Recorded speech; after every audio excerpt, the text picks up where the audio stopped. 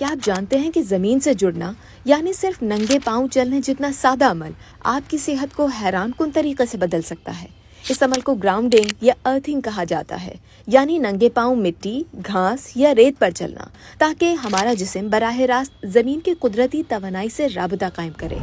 ماہرین کہتے ہیں کہ زمین ایک طاقتور اینٹی آکسیڈنٹ ہے اور جب آپ اس سے جڑتے ہیں تو زمین کے الیکٹران آپ کے جسم میں داخل ہو کر وہ توانائی پیدا کرتے ہیں جو سوزش، درد، تھکن اور ذہنی دباؤ جیسے مسائل کو کم کرتی ہے۔ امریکی کارڈیولوجسٹ ڈاکٹر سینٹارا اسٹیفن کے مطابق جب ہم ننگے پاؤں زمین پر چلتے ہیں تو زمین میں موجود منفی چارج والے الیکٹران ہمارے جسم میں جذب ہو جاتے ہیں جو اینٹی انفلیمیٹری اثر رکھتے ہیں اور جسم کے اندر کیمیائی توازن بحال کرتے ہیں۔ سائنسی تحقیقات سے یہ بات سامنے آئی ہے کہ گراؤنڈنگ خون کے بہاؤ کو بہتر بناتی ہے، بلڈ پریشر کم کرتی ہے اور جسم کے سرخ خلیوں یعنی کہ ریڈ بلڈ سیلز کی روانی میں مثبت تبدیلی لاتی ہے۔